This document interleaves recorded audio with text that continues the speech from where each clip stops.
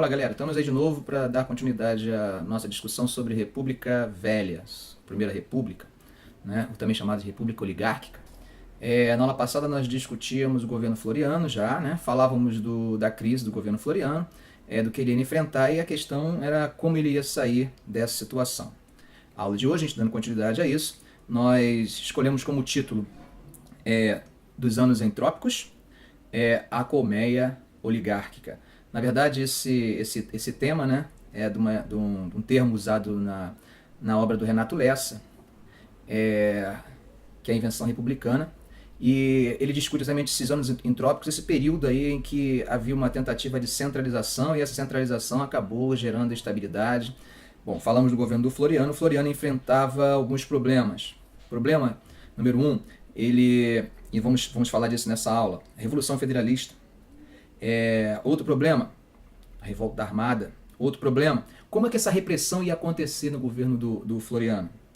Bom, a tentativa que Floriano faz também da criação de um poder central, de uma política centralizada, né? E como se daria a sucessão. Então vamos lá. Vamos começando então falando dessa revolução, né? Federalista. Essa revolução federalista, uma revolução que coloca em lados opostos republicanos e federalistas no sul do país. Esses movimentos, né, que acontecem no sul, eles vão trazer certa estabilidade política. Floriano vai acabar se posicionando, no primeiro momento não, mas no segundo momento ele acaba se posicionando, e essa revolução ela traz um número de mortos muito grande e não vai ser resolvida definitivamente no governo de Floriano, tá? Apenas no governo do Prudente Moraes, seu sucessor civil. Mas vai ser no governo Floriano que a repressão vai ser mais forte e vai, de certa forma, quebrar as pernas dessa revolução federalista. Em paralelo a essa revolução federalista, temos uma questão mais direta aqui mesmo na capital, no Rio de Janeiro, né? Na então capital, Rio de Janeiro, Distrito Federal, que era a revolta da Armada. A Armada era a Marinha, como era chamada, né? Essa revolta ela traz também muitos problemas. Começa a haver uma adesão dos almirantes, né, dos principais almirantes da Marinha, né? O Saldanha da Gama, que era uma figura importantíssima na Marinha, ainda um ministro da Marinha, ele vai relutar um pouquinho, mas depois ele acaba se envolvendo e isso ganha grandes proporções, né? Que vocês vão ver que acaba, inclusive, havendo uma ligação entre essa revolta da Armada e a revolta federalista, né? Inclusive com a morte do Saldanha da Gama ao final. Bom, essa revolução aqui, essa revolta da Armada, na verdade, né, que acontece aqui, ela tem sérias consequências. Primeiro, como que Floriano vai lidar? No primeiro momento, Floriano vai armar a defesa da costa, né? Principalmente em relação à Baía da Guanabara.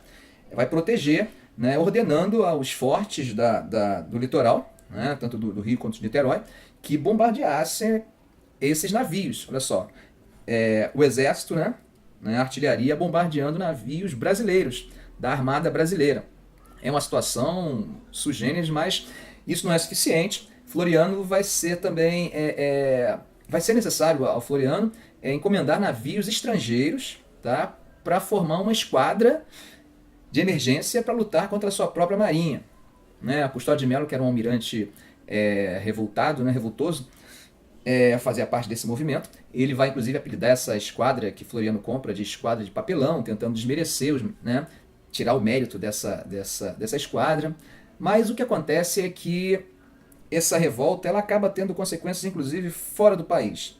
Bom, a Baía de Guanabara era a entrada de mercadoria, de diferentes origens, né? Então, diferentes países tinham interesse nesse momento aqui. E tem um momento em que a Armada ela acaba criando um bloqueio à Marinha também mercante, né? A entrada de navios mercantes. Isso vai começar a atingir os interesses de outros países, inclusive dos Estados Unidos. Essa situação que acaba levando a uma espécie de ultimato dado pelo governo americano aos revoltosos, que são obrigados, né, a suspender o bloqueio. Isso desmoraliza um pouquinho. Ligado também aos combates, você tem a oficialidade da Marinha percebendo que não tem mais condições de negociar, porque a própria abertura do bloqueio, de certa forma, desmoraliza um pouco o movimento, e eles acabam fugindo, pedindo, inclusive, refúgio em um navio estrangeiro, por acaso um navio português, né, esse navio que ia em direção ao sul, Esses indivíduos vão também nesse navio e chegando no sul desembarcam. Desembarcam, vocês já devem saber mais ou menos para onde que eles vão se dirigir, né? Eles vão se dirigir exatamente para a região de conflito ali, que estava acontecendo no sul, como falamos, que é a chamada Revolução Federalista. O governo brasileiro ele vai estar extremamente insatisfeito com a situação, ao ponto de quebrar relações, cortar, né, relações diplomáticas com o Estado português. Olha só que situação interessante. Isso até está no contexto de um antilusitanismo que nós vivíamos nesse momento. Havia um certo olhar pejorativo em relação à figura do português. Em alguns pontos pela questão econômico-financeira, a inflação, né? Toda a inflação era associada aos comerciantes, e a maioria dos comerciantes brasileiros, os comerciantes no Brasil eram portugueses, então isso tudo acaba construindo esse quase que ódio, né, aos portugueses, um antilusitanismo muito forte, e que nesse momento coloca lenha na fogueira e faz com que o Brasil rompa relações diplomáticas com Portugal, porque segundo o governo eles teriam dado apoio a esse grupo revoltoso. Esse grupo se une à Revolução Federalista e o governo de Floriano vai atacar pesado a Revolução, mandando tropas que vão ter dificuldades, tá, para controlar o movimento. Não vai ser uma coisa fácil, não. Mas com grande violência de ambos os lados, né? Há denúncias de violência chegam à capital através dos jornais, como por exemplo a violência praticada na cidade de Desterro, na tomada de Desterro. A cidade de Desterro vai ser tomada com muita violência, né? Um dos principais nomes dessa tomada é um coronel chamado Moreira César, cujo apelido era o Treme-Terras. Ele gostava muito de anunciar sua chegada e praticar atos violentos que levassem o medo. Então, muitas vezes ele chegava em determinada cidade e as cidades já estavam vazias, né? E a tomada de Desterro ela vai ser acompanhada de grande violência. Quando eu digo violência, não só a violência das batalhas, mas principalmente o fato de que, ao conseguir prisioneiros, esses prisioneiros são sumariamente executados. E executados de forma extremamente violenta, como através da degola, né? A degola passa a ser quase que uma moda no Brasil. Isso acontece tanto na Revolução Federalista, como também acontece em Canudos. Tá? Não é à toa que a degola acaba sendo o apelido de um mecanismo político, né, chamado Comissão de Verificação, que a gente vai estudar mais tarde.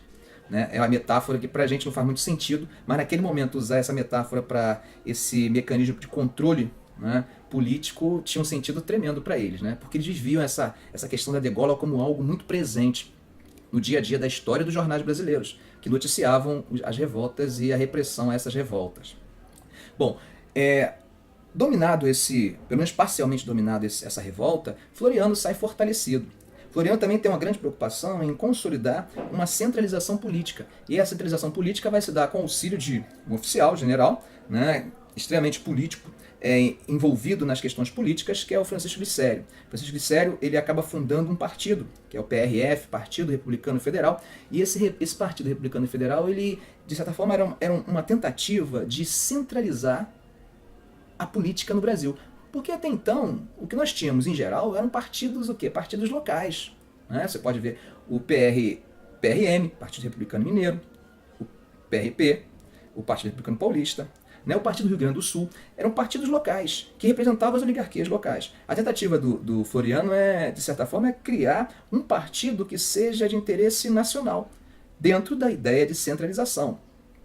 E aí ele acaba criando. Esse partido ele vai dar um grande apoio à permanência de Floriano, vai permitir que ele permaneça até o final do governo. Vocês se lembram da aula passada que nós discutimos a questão constitucional, os limites constitucionais em relação à sucessão. Ele deveria organizar eleições e não permanecer no poder, mas ele permanece, em grande parte, fortalecido por essa unidade, né, por esse partido que consegue criar um certo consenso, e até entre os próprios paulistas, e ele acaba conseguindo permanecer.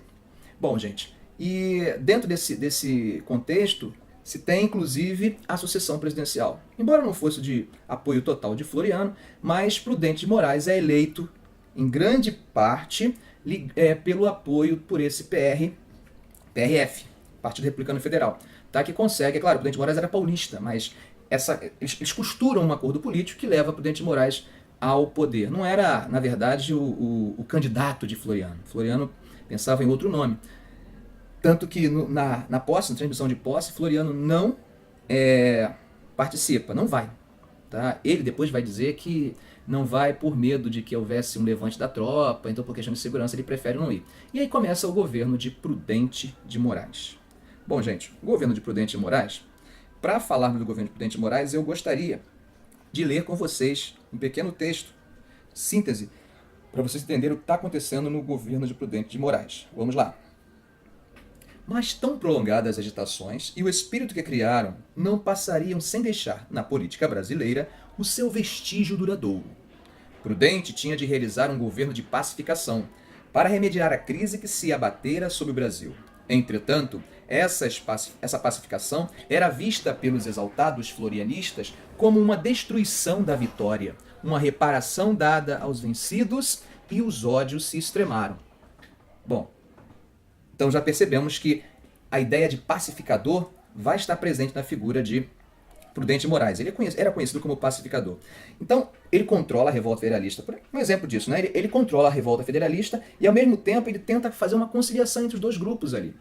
Tá? Essa posição parece que não agrada os federalistas, os jacobinistas, que acham que isso é uma traição, deveria haver a repressão. Isso vai começar a gerar uma espécie de caos político dentro do governo do Prudente de Moraes.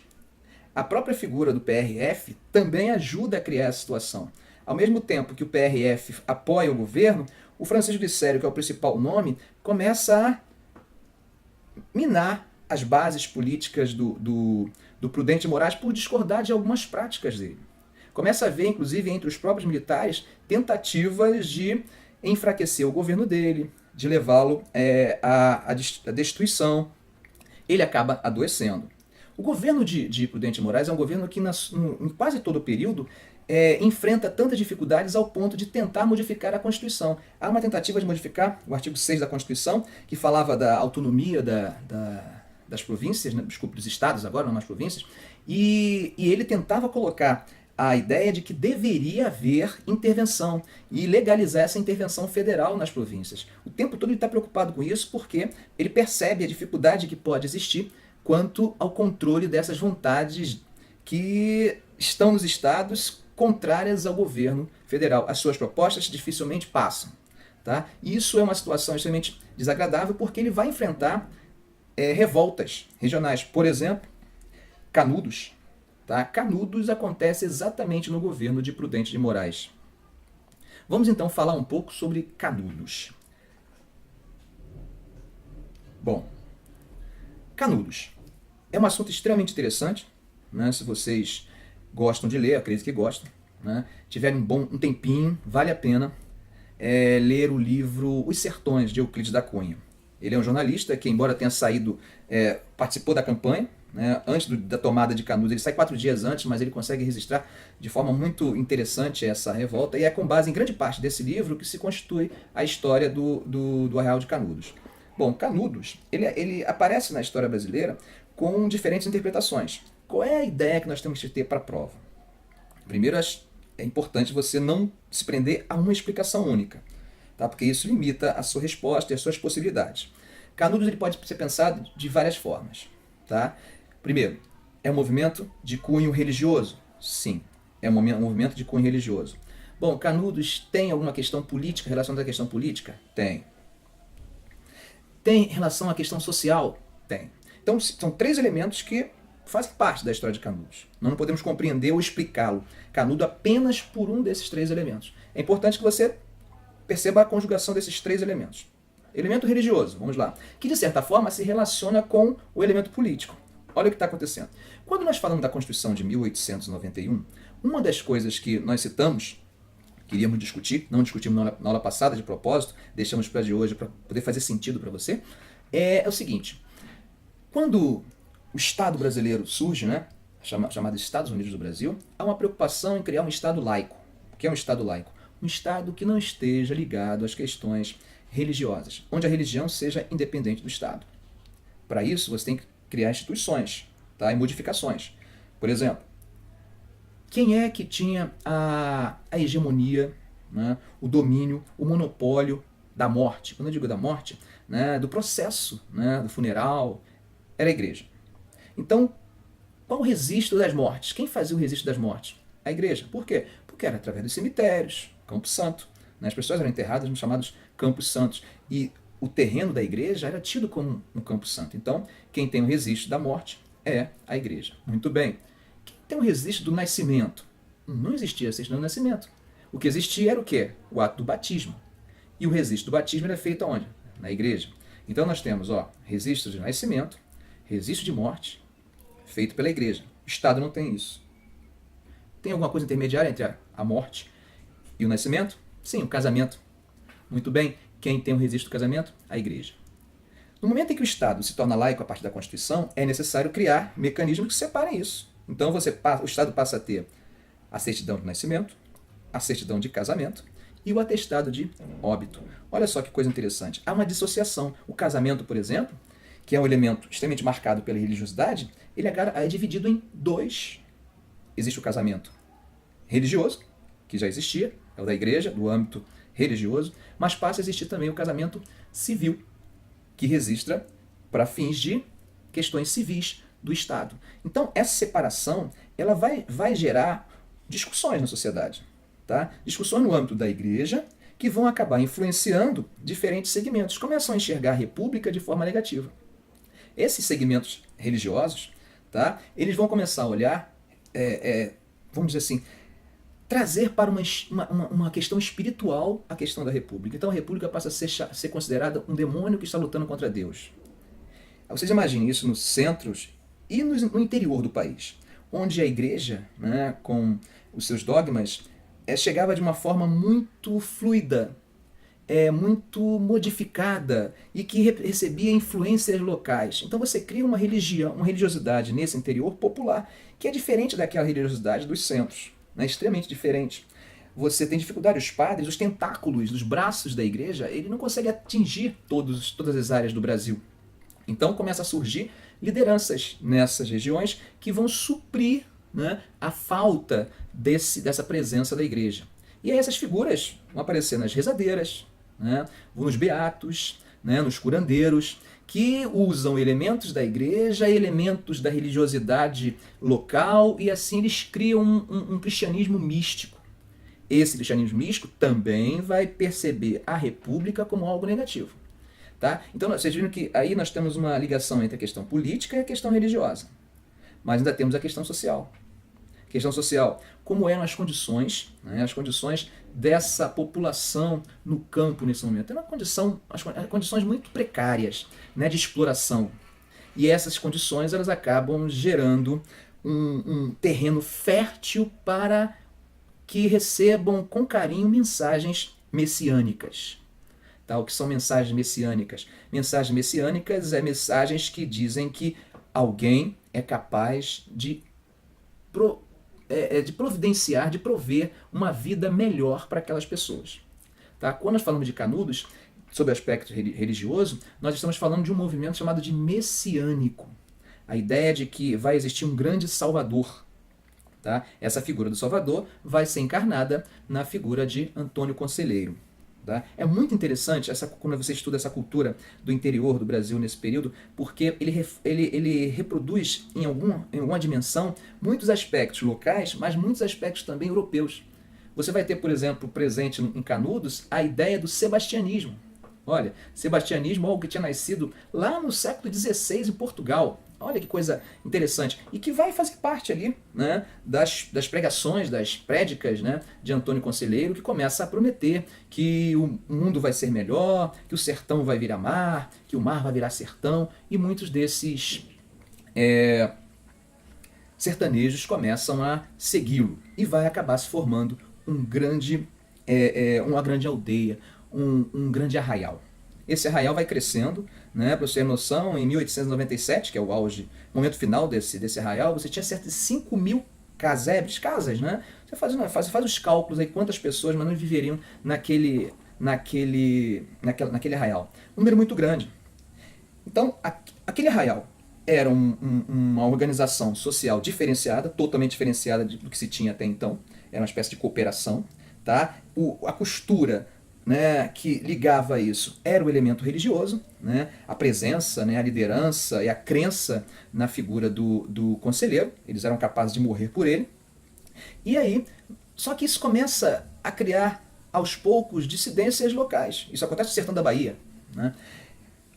Há um momento em que acontece uma ameaça de invasão por discordâncias relacionadas a uma compra, né? Isso é um pequeno detalhe, mas que vai gerar uma reação da polícia baiana, que envia cerca de 100 soldados para controlar e destruir o arraial.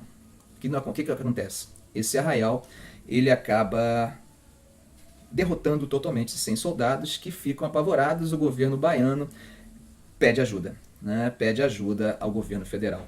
A partir daí nós temos o envio de um grupo de soldados, né, do Rio de Janeiro, cerca de 1.000 e poucos soldados, que acabam sendo derrotados por esses sertanejos. Vocês imaginem a situação. A partir daí, parece que tem uma questão mística. Isso serve para crescer mais o arraial, que agora tem armas, 1.000 e poucas armas mais modernas, armas do exército. E a violência também é praticada por eles nessa vitória, com degolas, né? Isso parece que estava virando moda no Brasil inteiro.